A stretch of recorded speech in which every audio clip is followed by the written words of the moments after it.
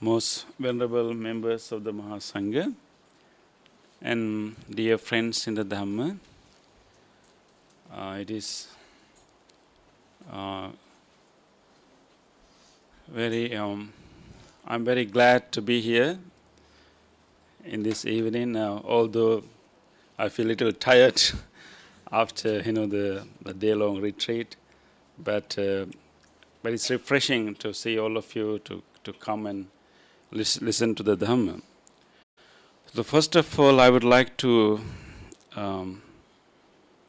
pay our tribute, our gratitude to our great late chief, most venerable K.Sri Dhammananda Nayaka Mahathera, whose the birth centenary was this year, so we pay our tribute to him.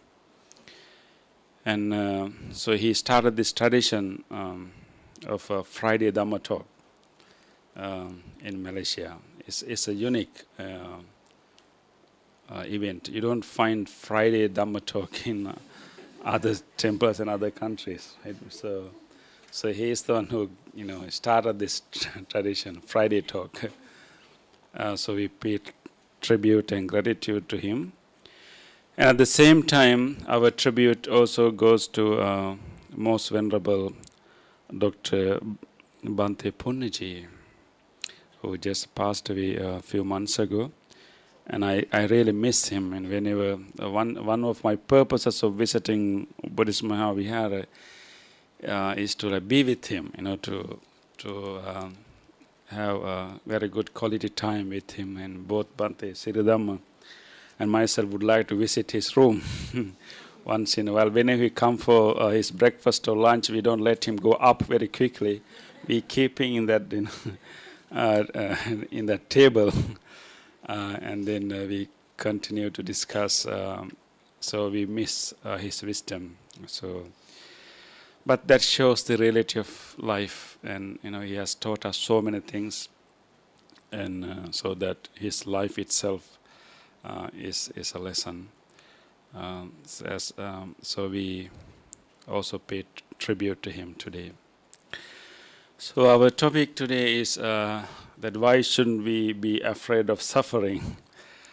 But I was contemplating that in Buddhism we have Four Noble Truths.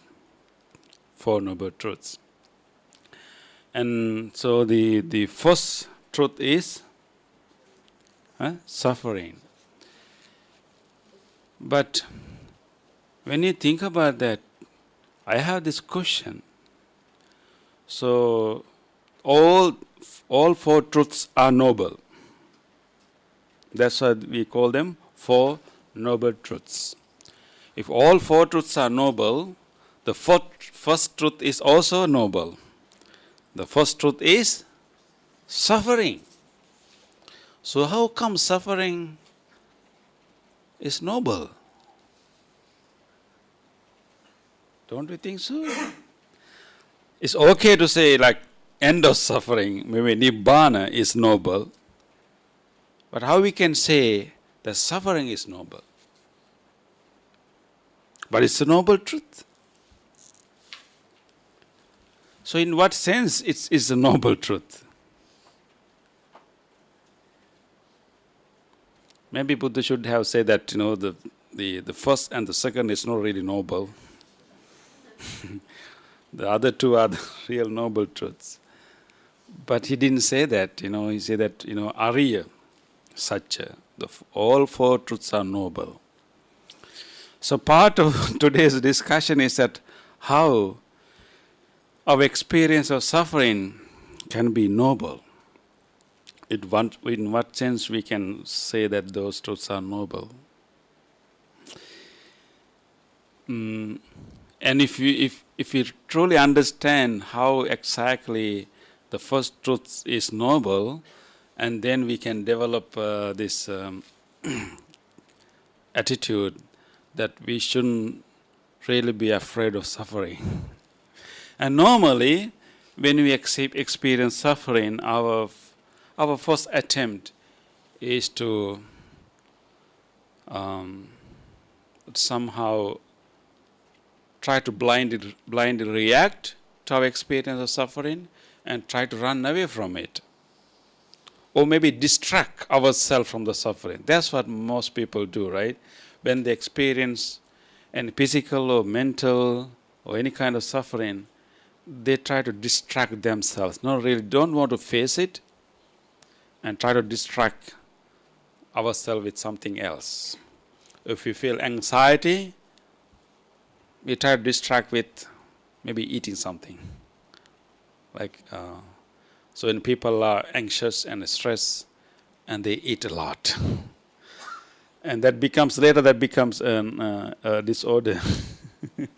And so that's a way to distract ourselves, not really to face and understand what it is, but try to run away.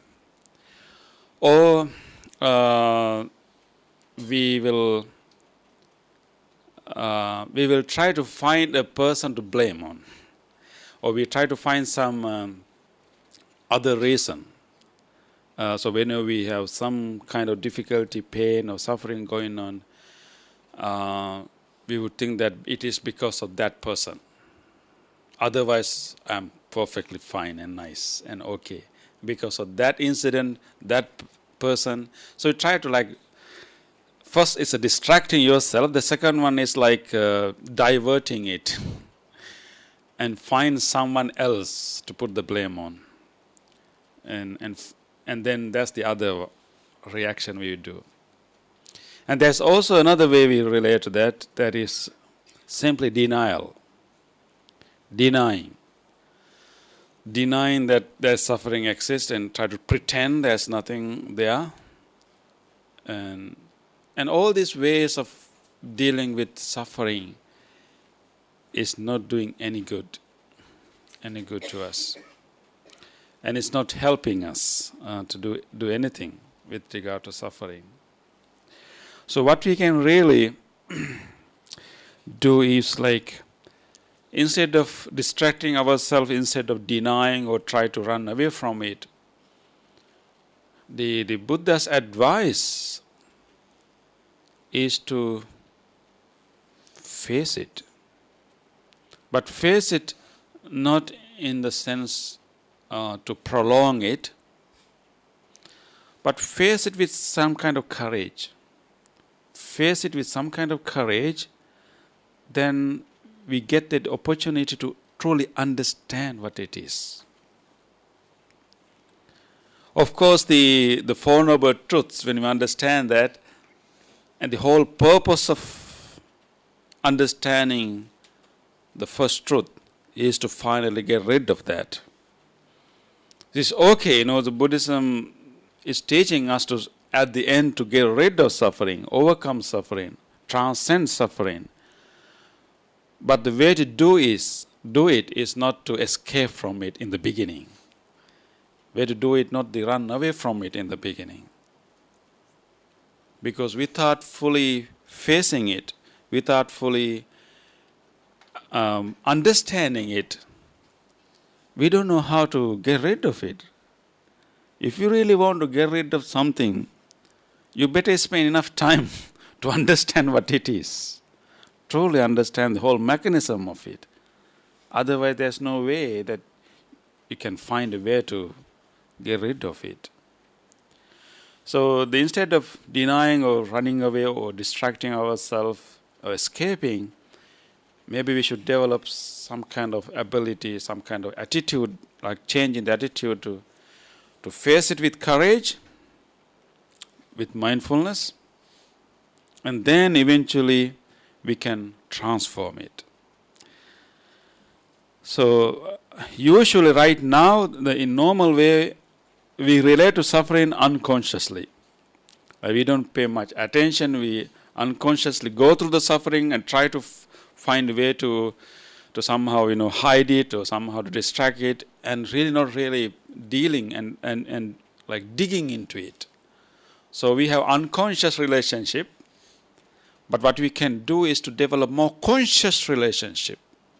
When you consciously going through a suffering, when you face your suffering with strong mindfulness, you get a complete different understanding of it.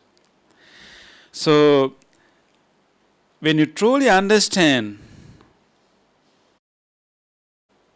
the mechanism of suffering, and we realize that it's not something to be afraid of, but actually it provides an opportunity for us to do something noble.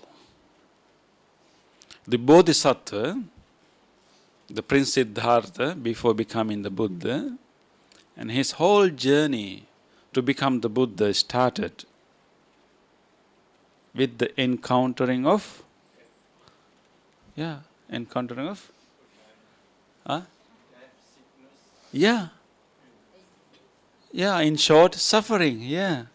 The four sides, right? At least the first three is instances of suffering.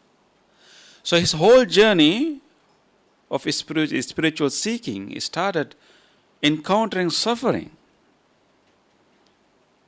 But of course, he encountered it with some kind of mindfulness. That is why, it was different for him. And we encounter suffering unconsciously, unmindfully. Therefore, we don't do anything about it. We simply prolong the process.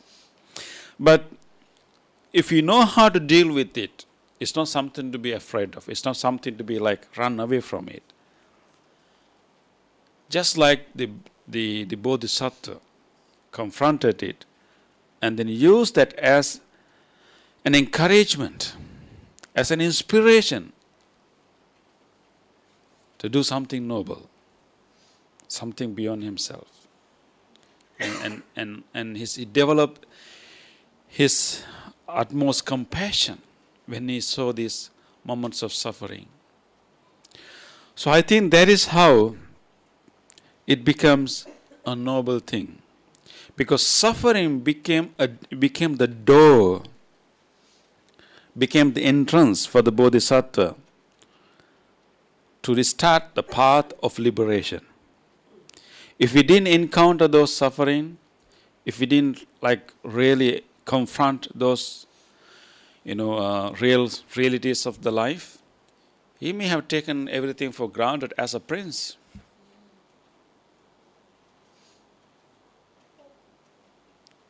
I think one reason that he was so concerned about suffering, he paid so much attention to suffering, could have been due to the loss of his mother in his very early age. So he experienced the death at very early age. I mean, he was not aware by then, but later, he figured it out. His mother is his real mother's sister.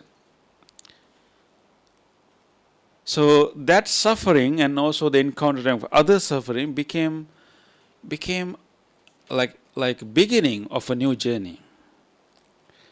So for the Bodhisattva, for the Prince Siddhartha, the suffering was an opening for liberation. So all of our suffering also can become an opening for liberation, but doesn't guarantee. All of your suffering don't necessarily guarantee that you will definitely start a path towards liberation. But we can transform instances of suffering in our life. For take things seriously, to learn more deeply about life, and start serious practice for liberation. So we should.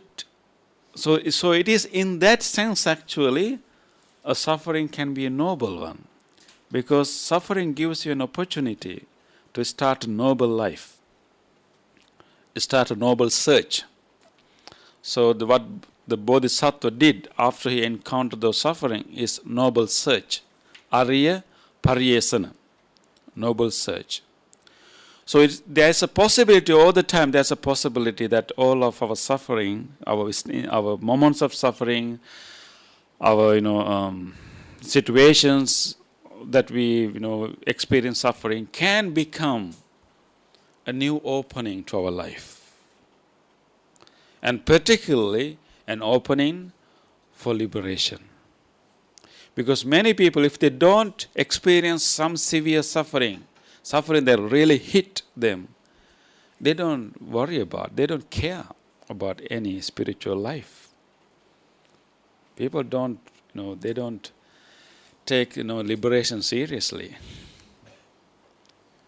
But when you encounter, experience suffering with strong mindfulness, it can become a real blessing, an opening. So in that sense, it can become a noble truth. And importantly, it is the moments of suffering that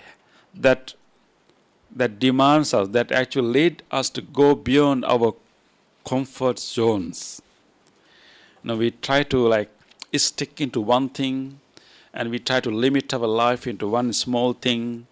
And it can be your career, it can be your relationship, it can be your fame or wealth or whatever, institution, whatever. And you stick yourself into that, and you find that as a comfort zone, and you don't want to move beyond that. You're just comfortable, you just stay there. But when some moments of suffering hit you, then you have no choice. You have to try new ways. You have to try new ways. You get the opportunity to explore more within yourself. There's an interesting story. A long time ago, there was a bird belonging to a king. And that bird was well taken care of. He lived in a cage, and people started to feed him, and with all delicious, nice food all the while. And after he grew into a really big bird, he looks really nice. He had the nice, feathers and everything. But there was a problem. This bird cannot fly. Because he was put in a cage, for many years. And he was fed well, nice, everything, but he cannot fly. So now the king wanted to teach this bird to fly. He summoned his royal, counselors and asked them, can you teach this bird to fly? So they summoned people who work with animals. So they brought, and they were trying to teach this bird to fly, and they tried different methods. They try the method of reinforcement, like whenever he moves his feather, he gives some food. Reinforcement, he only moves, but he cannot fly. And they try the method of punishment, and you will punish, and then you will move. None of this method worked. So frustrated, so disappointed. And then the king sent out a message throughout the country. If anyone who will teach my bird to fly, I will give him big gift, like thousands of, gold coins. And there was a villager who volunteered, who came forward, okay, I will teach this bird to fly. And then the king allowed him because he has no other choice. So the farmer came, and he was just, he said, I want just to observe this bird for a few days. He was slowly observing and looking at this bird. So the bird now is not living in the cage, but he's living in the royal garden. He's allowed to fly, he was allowed to move, but he cannot fly. He didn't fly.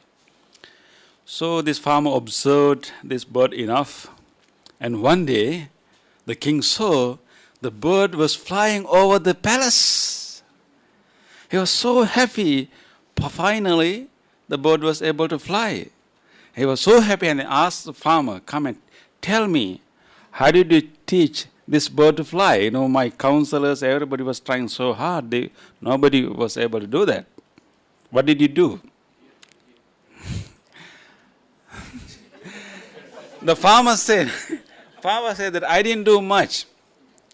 I just cut the branch that he was sitting on.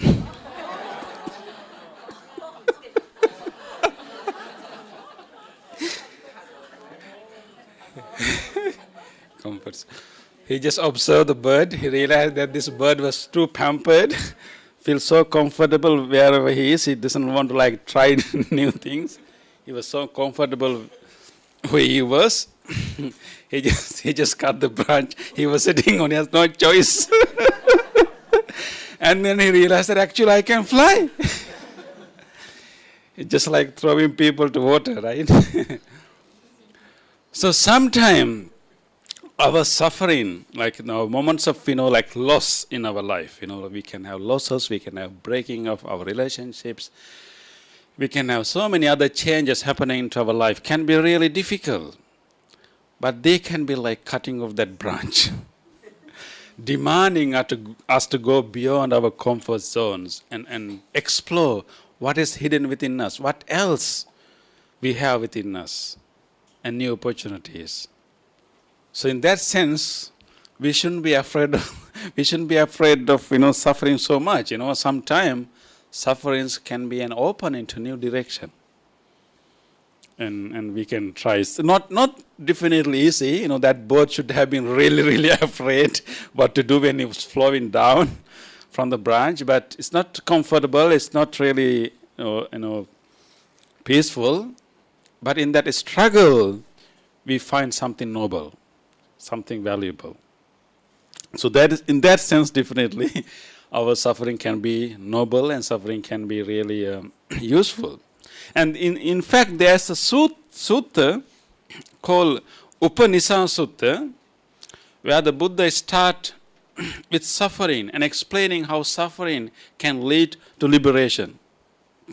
We all know the normal dependent origination, starting with ignorance, avidya, and then moving to sankhara, and then moving to vijnana, and then gradually end up being in the suffering, right? All the 12 links, the 12th one is suffering. So that's how the normal default function the normal default function of the dependent origination. Everybody is like that. But there's also transcendental dependent origination, the process where we can reverse the cycle. And the reversing starts with suffering.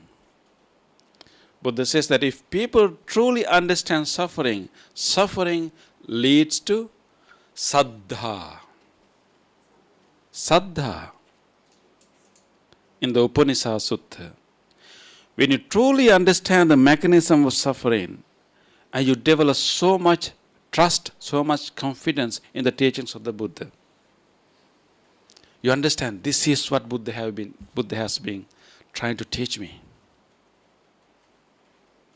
And when you are really going through so much difficulty and so much suffering and maybe loss of your family member or any other thing, just go in front of the Buddha and look at the face of the Buddha. And you will see the gentle smile of the Buddha. And he will tell us, that is what I have been trying to tell you. Be vigilant. Don't waste your time, and be vigilant. Do something about that. And so when you truly understand actually how suffering arises in our human mind, we develop so much confidence in the teaching of the Buddha, and we realize that, yes, I can now have some understanding, not full understanding, but I can have some understanding. This is how suffering arises. If you truly understand this, I can get rid of this. I can transform this suffering into something else. So you develop saddha. And saddha is the beginning of our spiritual path. And through saddha, you move to the next, and to move to the next, and move to the next, and then all the way to the liberation. So it is actually, given in the teachings of the Buddha. So the whole teachings of the Buddha start with truly understanding the suffering. If we do not understand it, there's no way that we can fully transform it.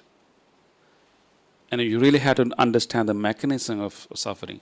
When you closely watch it, when you closely explore it, you begin to see the whole mechanism of suffering. That's so interesting. So interesting how suffering arises in our human mind.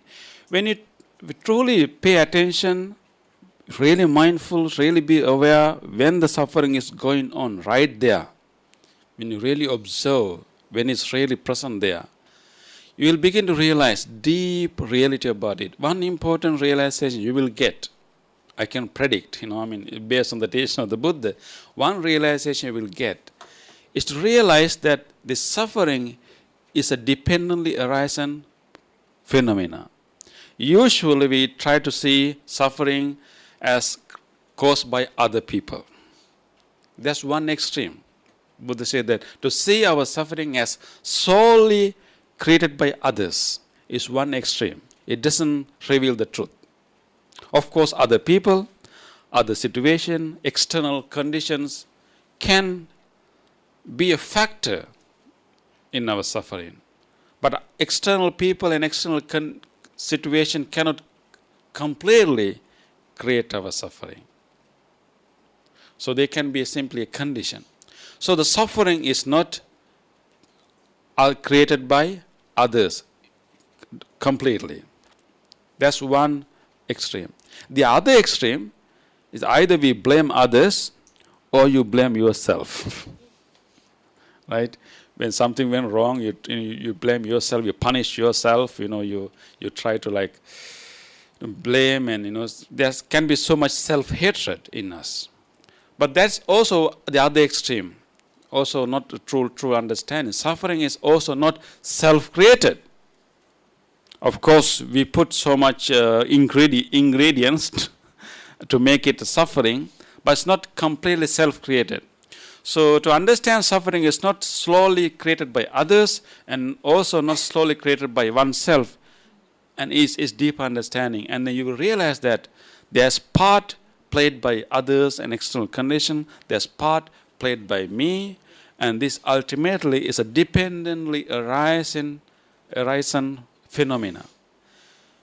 It arises when many causes and conditions are present, including conditions that I contributed, and including the condition that other situation and people contributed, and then suffering arises. When you truly understand suffering as a dependently arising phenomena or like causal product, you don't try to put the blame completely into others. Don't try to put the blame completely to yourself. You simply understand it's a causal process. And once, the good thing about any causal process is that when you truly understand the cause and condition, if you change these causes and condition, and the whole thing can be different. So that's one realization we'll get when you closely watch, closely see.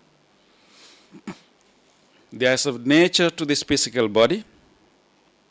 This physical organism has its own life, although we try to claim ownership to this. This has its own nature, and the other external phenomena also works in their own laws. Impermanence is a common law for everybody.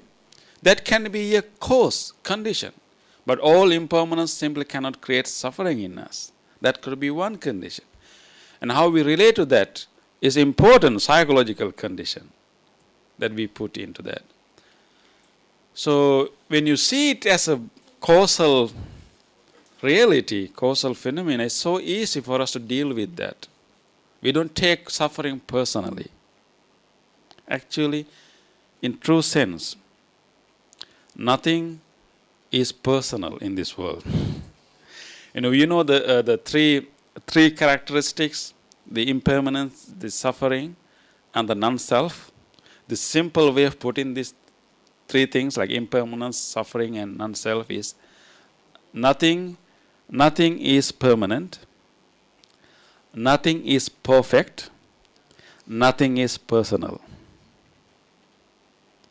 When you really understand that, there's no problem in the world. Nothing is permanent, nothing is perfect, nothing is personal, and it's completely okay.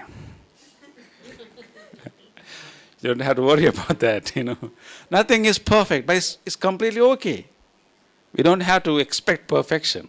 Nothing is personal. We cannot own, we cannot really claim ownership, we cannot really, control things the way we want, but that's okay. That's okay. So that's one realization you will get. And the other realization you will get, when we have Four Noble Truths each truth has to be handled differently. The truth of suffering, the truth of cause of suffering, and the cessation of suffering, and path to the cessation of suffering. These Four Noble Truths, there are 4 different tasks to be performed with regard to 4 different truths. Yes. So when you think about suffering, we think that, okay, I should get rid of suffering. But according to the teachings of the Buddha, what you should get rid of is not suffering. Cause of suffering. Yes. So the Buddha said the pahatabbam, what has to be abandoned and get rid of, is the second truth. The cause of suffering, craving. When you remove the craving, of course, automatically the suffering will be gone. But you should not try to struggle to remove the suffering. You should try to remove the cause of suffering. But what we should do with regard to suffering? Parinyayang. What the task we should do with regard to suffering is to fully comprehend it. So first truth to be comprehended, truly, clearly understood. Second truth is to be abandoned. Third truth, which is the end of suffering, the liberation, has to be realized. Satchikatabba, realized. And the last truth, the path to the cessation of suffering, has to be developed, to be cultivated, to be practiced. Bhavetabba. So 4 different tasks to be done to 4 different truths. So the first truth is to be realized, to be comprehended. So if you don't do that, you will not able to do other things. So whenever you are going through suffering, is in a way an opportunity. Because if you miss that suffering, if you didn't really pay enough attention, if you didn't have a close look at that suffering, you will get so many other sufferings. Right? You can try to escape it, deny it, and try to distract yourself. You're not really finding any solution to that. That is why at least we should face courageously to very few, at least for a few moments of suffering, and then we get the truly understand how suffering operates, how suffering arises, and then we get the opportunity to do the other things. If we keep escaping, if you keep distracting yourself, if you keep running away from it, if you keep denying it of suffering, there's no way that we can move to the other steps. So that is why we shouldn't be afraid of suffering. Whenever it comes,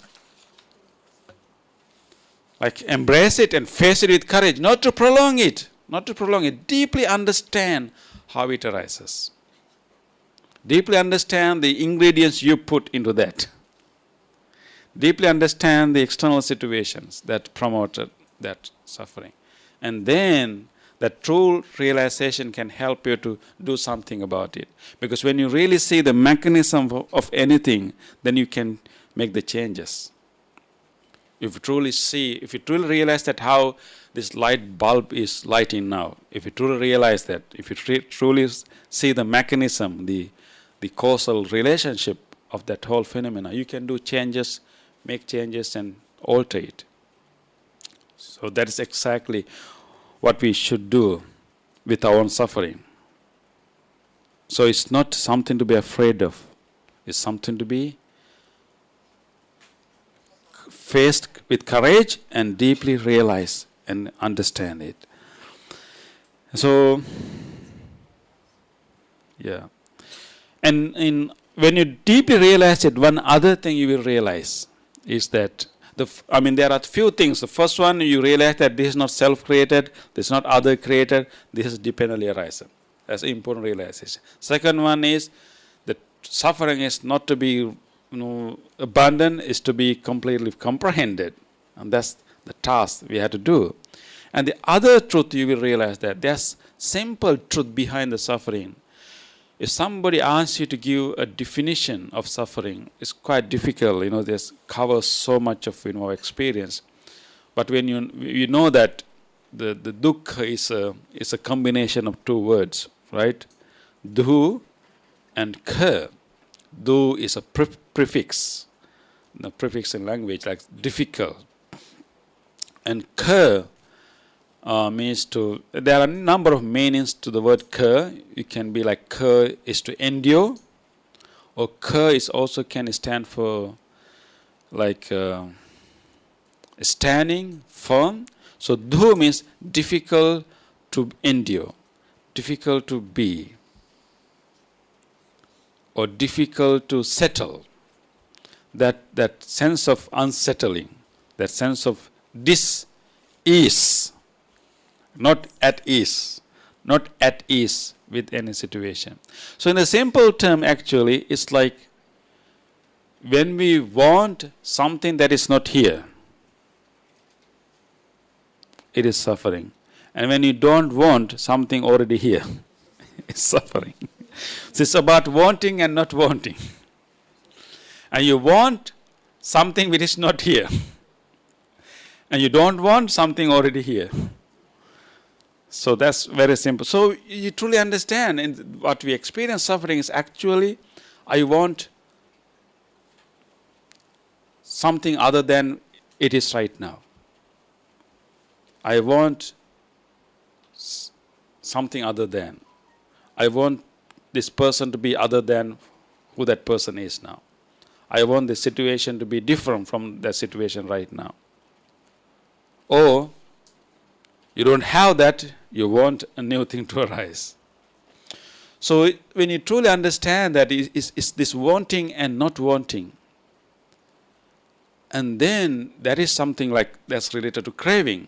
There's craving. And then if you change this factor, this ingredients you put, like if you change your wanting, at least the rate of your wanting or not wanting, and then you can, as a result, change the level of suffering through accepting, through changing the way, the level of wanting. So actually, if you truly deal with suffering with true understanding, it's like a pearl. You know what becomes a pearl? What becomes a pearl?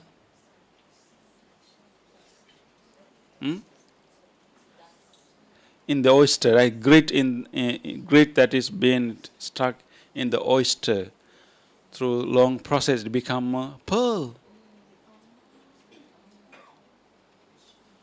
So the relationship between grit and pearl is like relationship between suffering and liberation. So any dust, any sand, any grit can eventually become a pearl if it is in an oyster, not somewhere else. You can create pearl out of sand, but it has to be inside of a pearl, inside of oyster. Then it can become a pearl. So when the suffering comes to a mindful person with some awareness, some attention, some guidance from the days of the Buddha, it's like oyster. And you can transform your sand, your grit, your difficulties into liberation. And not only to get rid of your own liberation, but to help so many other beings, other people, to help and guide and be an assistance and compassion. So, when you encounter suffering next time, don't be afraid of. Use that opportunity. If you miss that, you'll get another one. The waves are not going to stop. Until you truly understand it and until you truly experience it and truly understand the mechanism and do something, change that mechanism, is going to come again and again, again and again. So it's wise to use the next first one and then truly, face it with courage and truly understand that, and then we can stop some suffering from arises. Actually, there are actual people in this world who actually transform they are suffering. They are adversaries in their life into their success, into something good. There are so many people who transform their difficulties into something good. Like people who suddenly got cancer, right? And they take, and then it's not a good thing definitely, but people can use such a difficult suffering experience into something really useful and noble. And there's one lady, in, huh? Yeah, can you?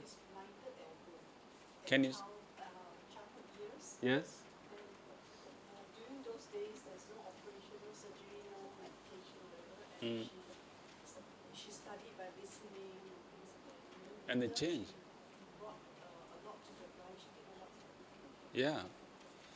And there can be, there's one lady living in New York, in like Chris Carr, and she was diagnosed as having a real lung cancer. And she was she was a dancer. She was a dancer. Everything was happening really nice. She had a studio in New York. Everything was so nice, and then suddenly she was diagnosed with cancer. But what she did was actually, it's like a really shocking experience. She retreated herself and she closed her studio and spent a few years contemplating, reflecting, and then she came out and started the whole movement of healthy diet. She called Crazy and Sexy Diet. There's a whole movement called Crazy and Sexy Health or whatever, yeah. So then she's like a promoter, public speaker. She's managing her own cancer, but also came out and started to help so many other people how to change their behavior, lifestyle, and diet, to prevent from cancer. So there can be so many other stories. The one other good example will be the author of the book Harry Potter, like Mrs. Rowling. Yeah, and she wrote this book. She was married and had a daughter. The next year, her marriage was not successful. She was divorced, and she was a single mother, and she lost her job. She lived with her sister, with single, being a single parent, and no aim in her life. And during that period, nothing to do, no job, just living with the sister, she used that period to write Harry Potter. Now you may think she as a very successful, very wealthy person, but her period of suffering is the period that she used to write this story. So there's nothing else to do, So she had this habit of writing, and she actually started this book a while ago, but couldn't finish it. But even after she finished it, nobody wanted to print it. Yeah, in the beginning, nobody wanted to. No publisher. She was rejected by many publishers. But remember that period when she was divorced, when she was no money, no job, and that is the period she used. So there can be like cutting that branch, and that bird has to fly. She has to find something hidden in her to come out and do something. So there can be so many such stories, that really life examples we can understand. So based on the teachings of the Buddha and based on those stories, we should really, have a different relationship with our suffering. And they are not to be run away from. They are not to be afraid of. They are to be faced with courage and with mindfulness. You can simply prolong your suffering, and without mindfulness, without deep realization, there's no way to get rid of that. But we cannot stop those situations from happening. You are going to experience somehow, sooner or later. So be ready. Be ready. We can learn about it, I mean, like theoretically, rationally, but when you really, it hits us, then only we get really opportunity to dig into it. So be ready, have this open, attitude, and you are definitely going to get it. Definitely, you may lose your job, you may, I mean, I don't wish you to have that, but it's going to happen, I mean, you may lose your family members, and many things can happen. But now, you know that those moments of suffering are opportunities. So be ready, have that prepared mindset, and be ready to explore and truly understand how that suffering arises, and then have the trust in the teachings of the Buddha. We are so fortunate. Buddha has given us 4 truths. I'm so glad that he didn't stop in the first or the second. The suffering and the cause of suffering, but he also said the most important one is the third and the fourth. There's a way out, there's a techniques and methods to go out. But without deeply comprehending and realizing, understanding the first truth, there's no way that we can go to the other steps. That is why we need suffering. That is why suffering is such a noble thing. It opened the door for liberation. So I don't wish you to have more suffering, but I wish you to have deep mindfulness. When the suffering hits you next time, you may make that suffering an opportunity, a door to open the path of liberation. Thank you.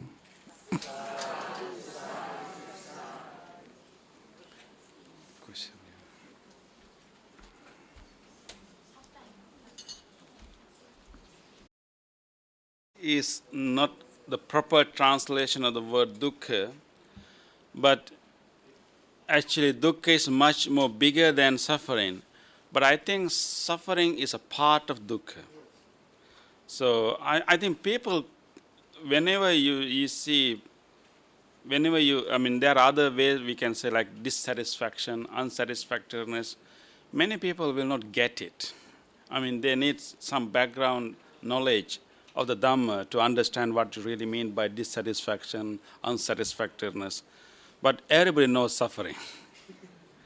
I think it's a poor translation, but I think there is also an advantage of using that. First, we say that, yes, life is vulnerable and characterized by suffering, and there's a cause of that suffering, and there's a way out of the suffering. But once they start to learn, and we can explain, by the way, there's not only suffering, there's more to this, this whole, idea of dukkha.